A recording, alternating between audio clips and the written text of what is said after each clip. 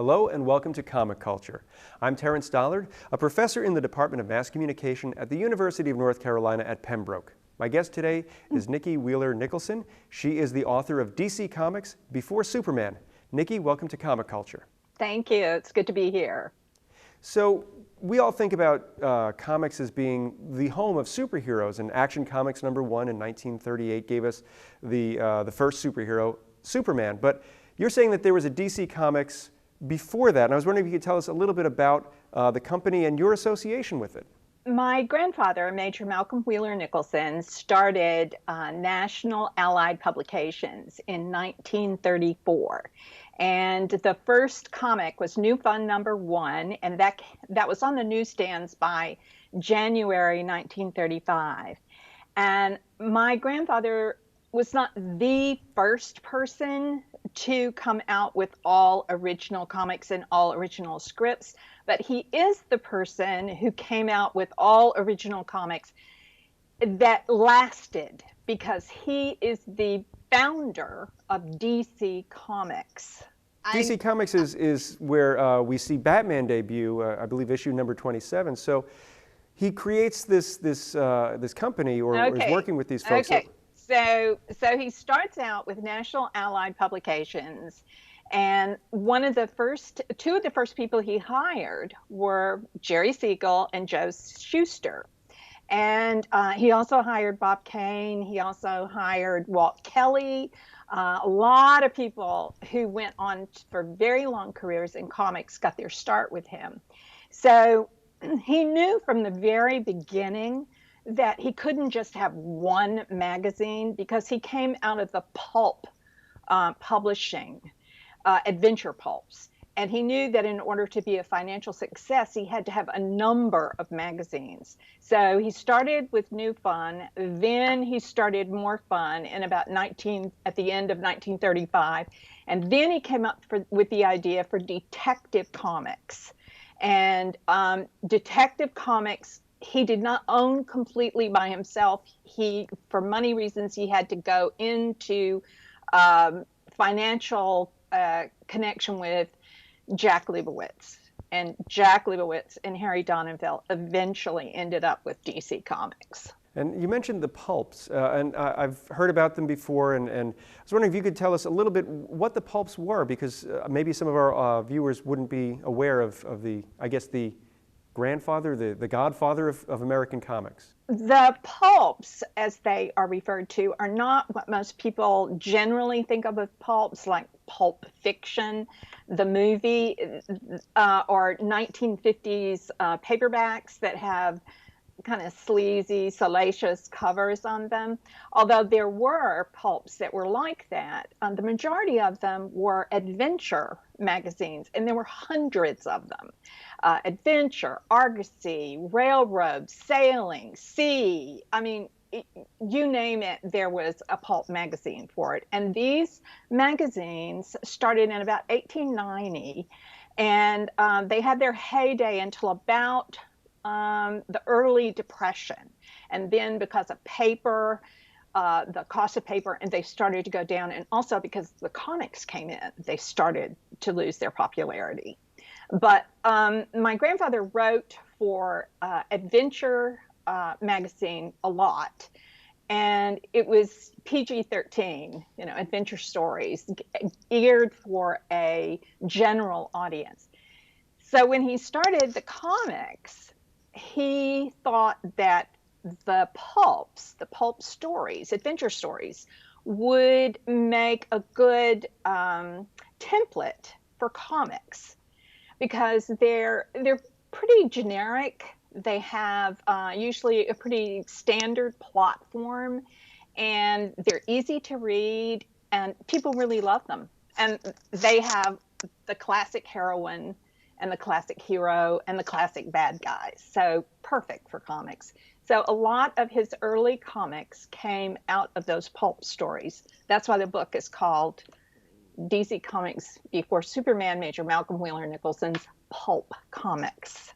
And the pulps are where we would get, I guess, these stories, but they weren't necessarily geared towards a younger reader. They could have been geared towards readers of all ages.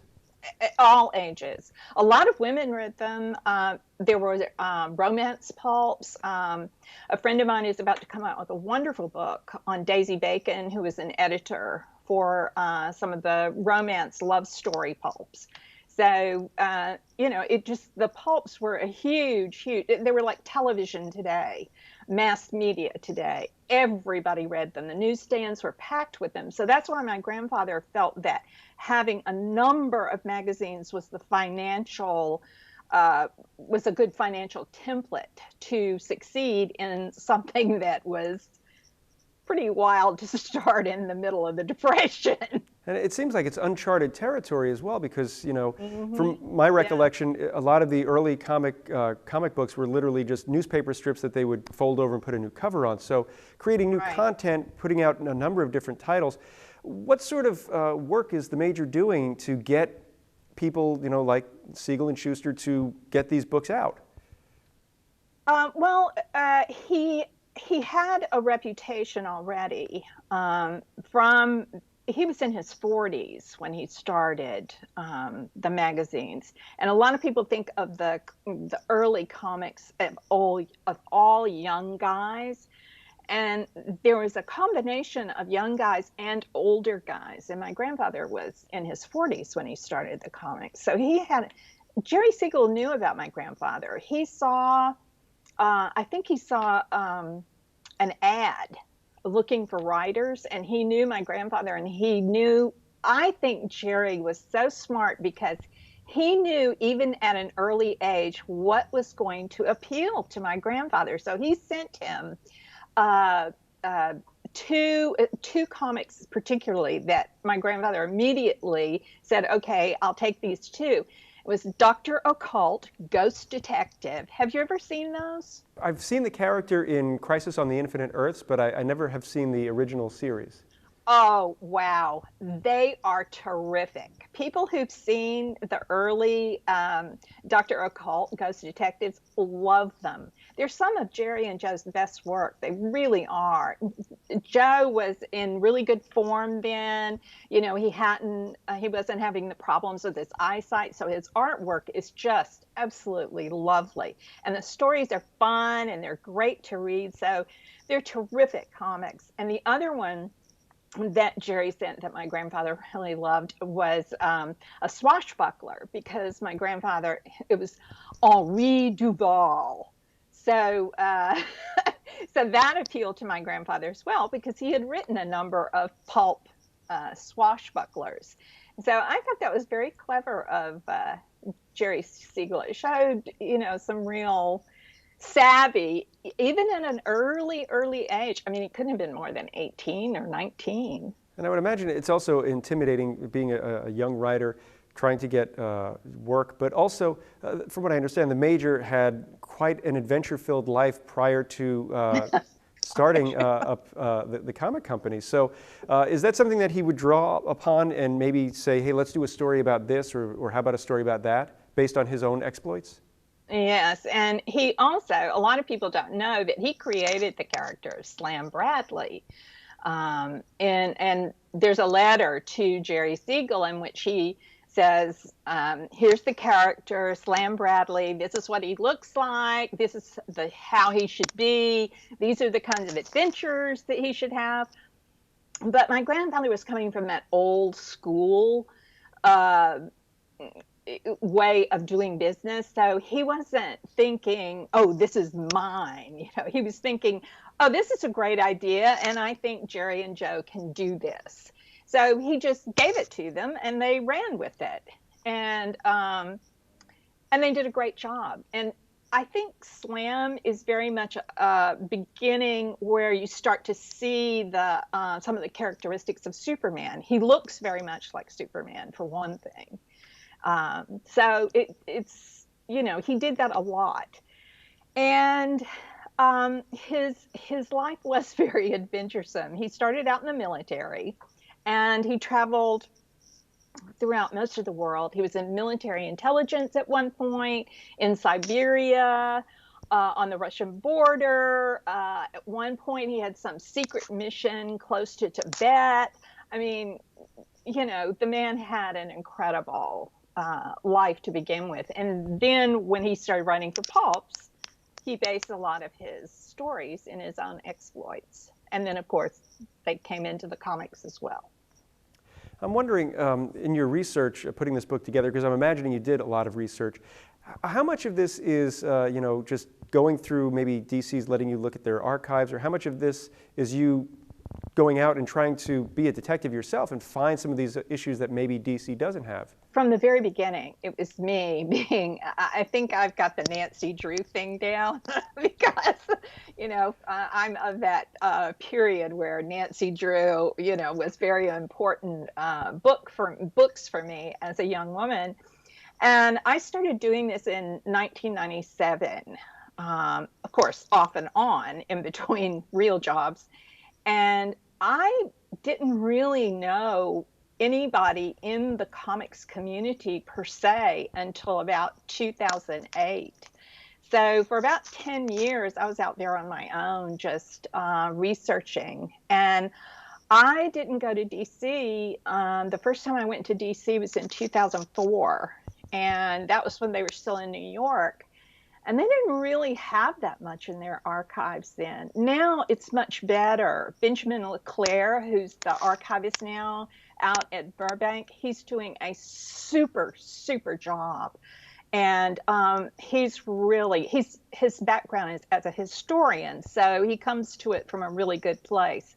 And their archives are now getting much better. But they didn't have a lot of things. Now, I understand that you helped DC acquire a copy of New Fun Comics #1. I was wondering if you could tell us about that, because that's like finding, I don't want to say the Gutenberg Bible, but akin to finding something like that. The Holy Grail. Yes, the Rosetta Stone. Yeah. So I'm very fortunate, and there are a lot of guys, and they're mostly guys, who support me in what I do, and who give me a lot of information, help me with research. I mean, just really terrific. And one of my guys sent me a message with a link and said, "Nicky, you need to check this out." So I followed the link, and it was on a comic collector site. And New Fun #1, my grandfather's first comic, was for sale for, I think it was $12,000 or maybe $12,500, I'm not sure. And of course, I don't have that kind of money. And so I went on the Majors group page on Facebook, and I posted the link, and I said, somebody needs to get this now. I'm looking at you, DC Archives. And then I went back, of course, behind the scenes, and I got in touch with people in the higher echelons that are very supportive of me and help me out a lot. And I let them know this was available. And Benjamin LeClaire, who's the archivist, he got in touch with me, and we were going back and forth. And he said, "I don't have that in my budget." And I said, "Well, get it out of PR." It's, what, a nickel for them? And so finally, it happened. They readily agreed. They were very happy to do it and very excited about it, and really great to me, as if I were the one who made it happen. And it just made me feel so good to know that my grandfather's very first comic is now in the archives where people can see it. It's not hidden in some collector's, box in a, what do they call it, slab, Yes. so that nobody can see it or touch it. Now it's not for, people crumbling through it, but it is there now safely where it should be. So I was just thrilled. And I went to Burbank in March, I think it was, late March. And I went to the archives, and I got really emotional. It was so it was really emotional for me to hold that. It just meant so much to me because I've had a hard time getting DC, Warner Brothers DC, to acknowledge my grandfather's contribution. And it felt like for the first time they really got it and were appreciative and supportive. And it just was a thrill, a real thrill. No, I know we see news accounts of maybe a copy of Action Comics #1 going for sale, or maybe Detective 27, the first appearance of Batman. And we, always hear people saying, oh, who knew that something would be worth this much? Imagine the person who held on to it. This is a book that doesn't necessarily feature a signature character that perhaps somebody would get excited about. And here's a book that's in pretty good condition. So I'm imagining the odds of finding New Fun #1 is like that needle in a haystack. According to my top guy at Warner Brothers, he said that they thought there were 5 known copies and possibly 5, as he put it, out in the wild. And he said this one came in from out in the wild.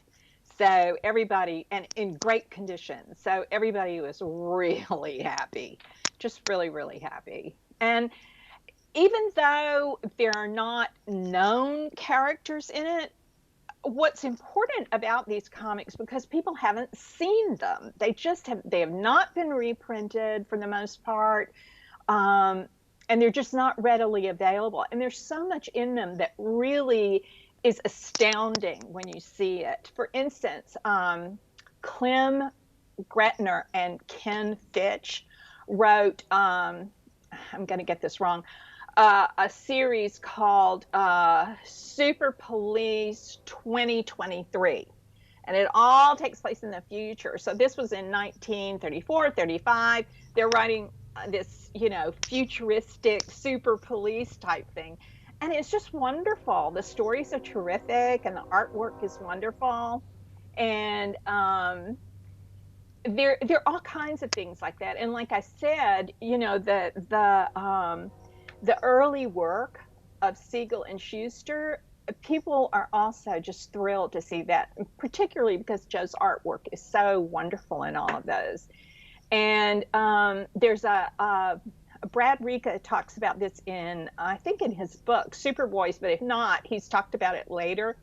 In one of the Ghost Detectives, there's a Batman story.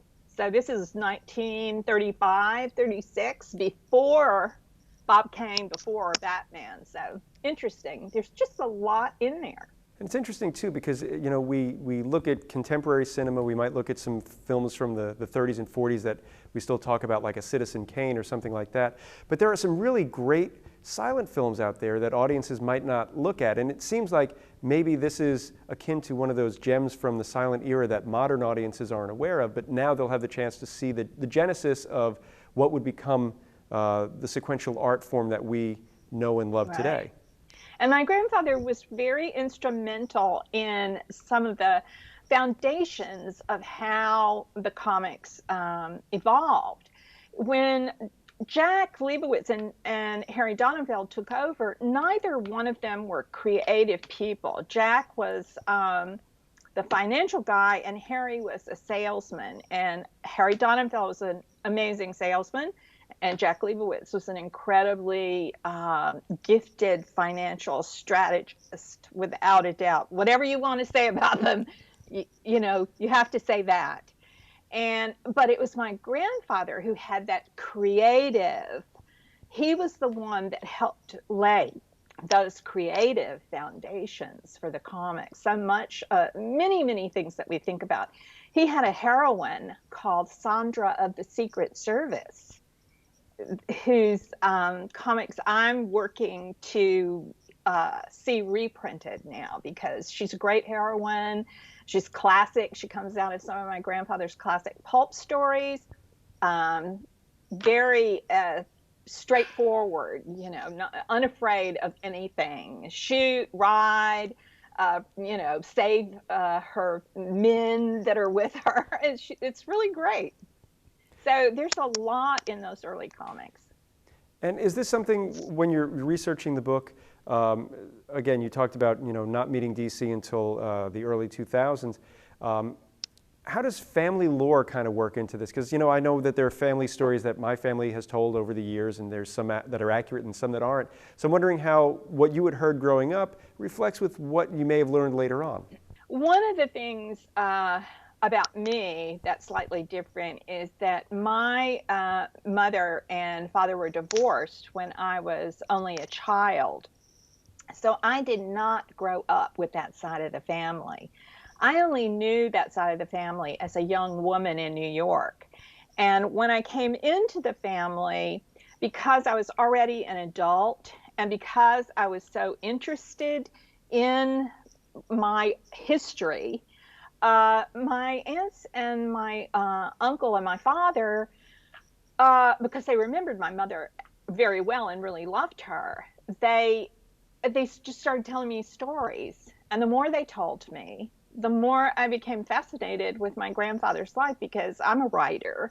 And the fact that he was a writer, I was just intrigued. And so I started recording their stories.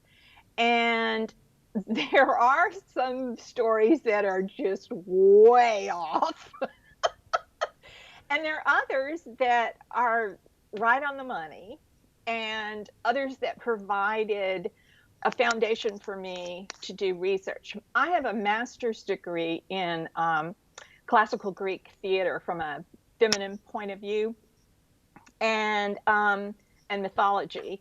And so I'm not just a family member. I come to this with an academic background. And so I knew that, particularly as a family member, and also, quite frankly, as a woman in comics, that I needed to really, cross my T's and dot my I's, that I could not be flaky about anything. So I've been pretty rigorous, I think, in my research. And you mentioned that you started this process in the late 90s, I guess around 97 or so. So when you start finally sitting down and writing and rewriting and get those drafts out, how are you contacting a publisher to get their interest and see if maybe this can be more than a project that means a lot to you, but could mean a lot to the readers across the world? I've been fortunate because I've been befriended by a lot of really influential people in the industry who are also interested in my grandfather, and a lot of doors have been opened for me because of my name. I've had to prove myself, but it did open doors for me. So I have had publishers approach me about different projects, and I've had people in the industry approach me about different projects. So far, it seems to be okay. I'm working on the full biography now, and I have a publisher for that as well. And I don't really want to give away the story of the book, but we have about 4 or 5 minutes before we have got to wrap up our conversation. How did the major end up leaving DC Comics? I mean, I don't want to get too much into the weeds because obviously we want the readers to enjoy the book. Yeah. But I'm imagining there are some circumstances beyond his control, and it's probably something that... It's a very complicated story, and I only touched on it in the book. And it has to do with Harry Donenfeld and Jack Leibowitz had previously been involved with spicy pulps. So the pulps that were more of the salacious variety. And when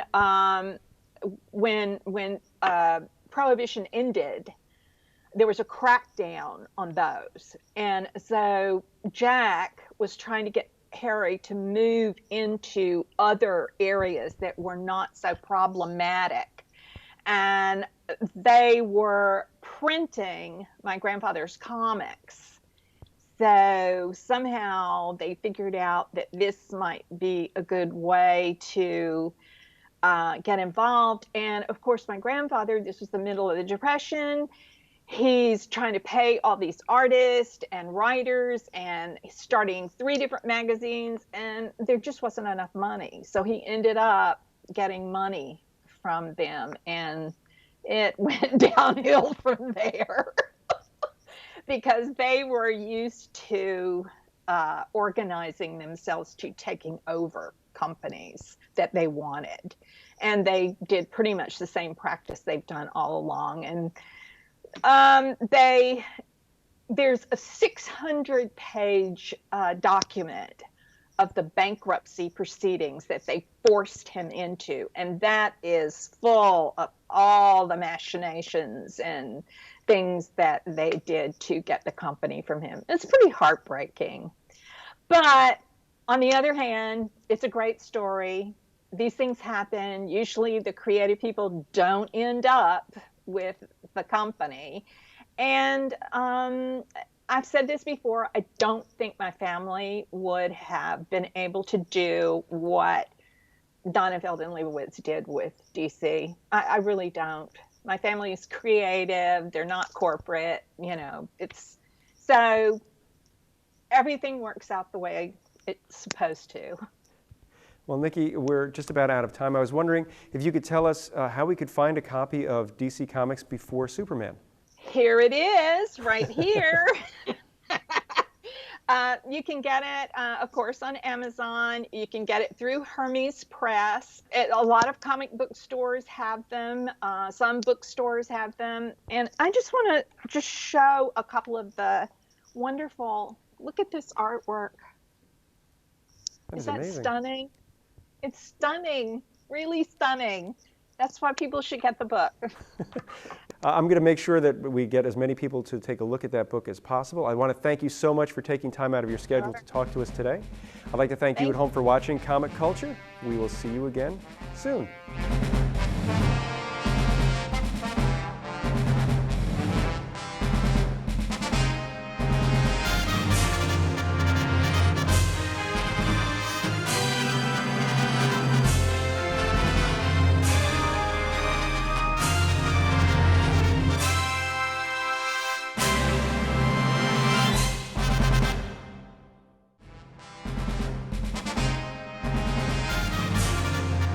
Comic Culture is a production of the Department of Mass Communication at the University of North Carolina at Pembroke.